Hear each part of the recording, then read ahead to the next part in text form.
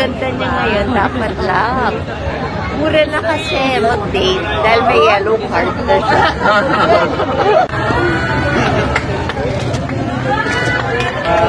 Hello po. For you. Excuse me po.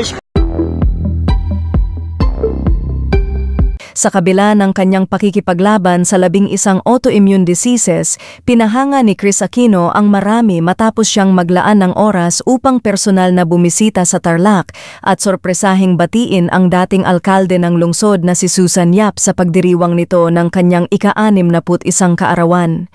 Ibinahagi ni Yap ang ilang sandali ng pagdalaw ni Kris sa pamamagitan ng isang Facebook post noong Nobyembre 3. Sa video, makikitang nasa loob ng sasakyan si Kris kasama ang kanyang bunsong anak na si Bimby Aquino. Maraming salamat sa ating kaibigan na si Miss Kris Aquino. Dumaan siya sa Tarlac kasama si Bimby para magbigay ng suporta at pagmamahal sa ating mga Tarlakenyo, ayon sa caption ni Yap. Sa naturang video, makikita si Kris na masayang nakikipag-usap sa mga residente at nagpapasalamat sa mainit na pagtanggap ng mga ito. Ibinahagi rin niya ang kanyang taos-pusong birthday wish para sa dating alkalde. Wala naman akong ibang hangad kundi maging maligaya siya, maging payapa ang kaniyang pag-iisip. Sa ganda niyang yan dapat lang, ani Kris na sinabayan pa ng kanyang ngiti. Matatandaang nitong Agosto, sumailalim si Kris sa 6 na buwang preventive isolation sa kanilang family compound sa Tarlac bilang bahagi ng kanyang gamutan. Sa kanyang Instagram post noong Nobyembre 1, pinuri niya ang malaking pag-unlad ng lungsod mula nang huli siyang bumisita at nagpahiwatig ng posibilidad na doon na manirahan sa hinaharap. Kamakailan ay muli ring naging usap-usapan si Kris matapos siyang makitang magkasamang kumain sa isang friendly lunch kasama si First Lady Liza Marcos sa kaarawan ng kanilang kaibigang fashion designer Michael Leyva. Sa kabila ng madalang na paglabas sa publiko, tiniyak ni Kris sa kanyang mga tagahanga na hindi siya magiging isnabera sa mga gustong magpa-picture, basta't nasusunod pa rin ang mga health protocols tulad ng paggamit ng alcohol at pagsusuot ng dilaw na face mask. Hello, like everybody else, and he's wishing her peace of mind para matigil na. I think dapat talaga kasi sinusunod natin yung ano yung nakasaad sa batas. Ganun lang naman. Wala naman akong ibang hangad kundi maging maligaya siya at maging payapa ang kanyang pag-iisip. At sa ganda niya ngayon, dapat lang. Mura na kasi mag-date dahil may yellow card na siya.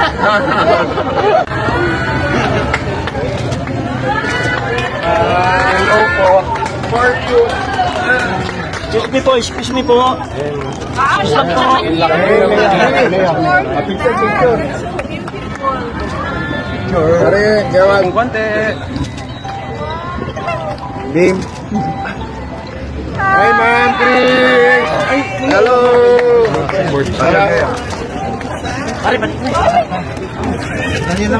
Dali lang po, madam.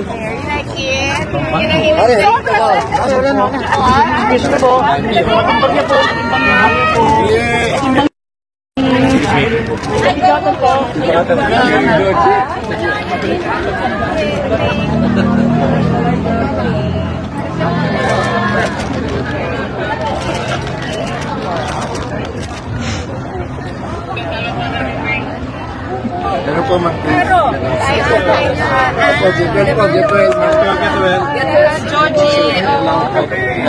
Kasi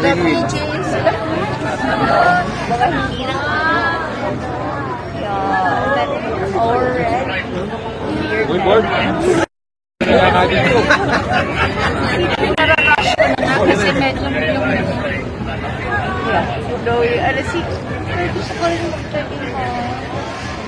gusto ko pagtanim.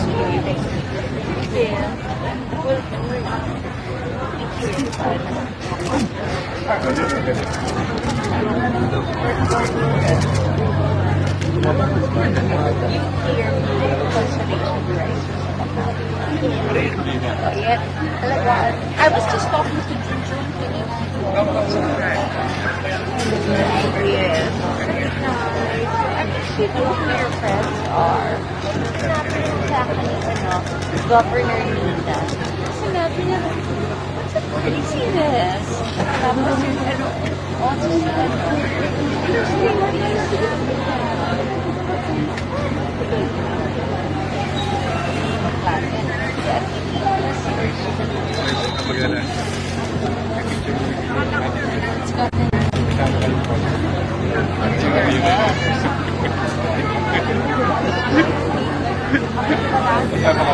Okay po.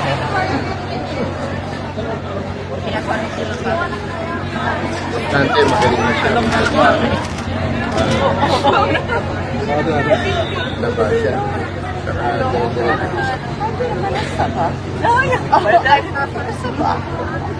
Next, by January, pwede na ako i-defer.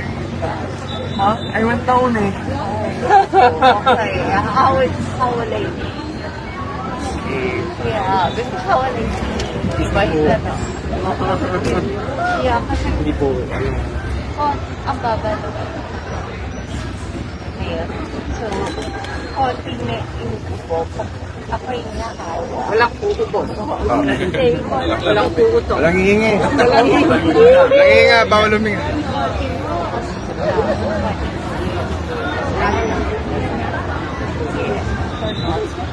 Sorry.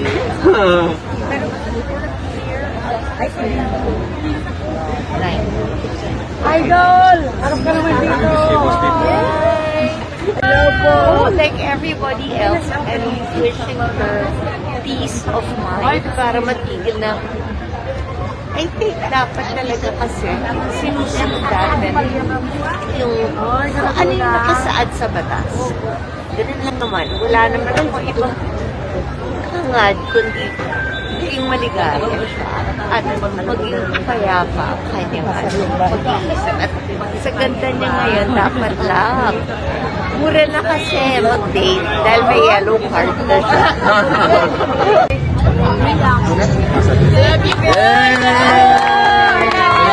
Get well soon. I love you po!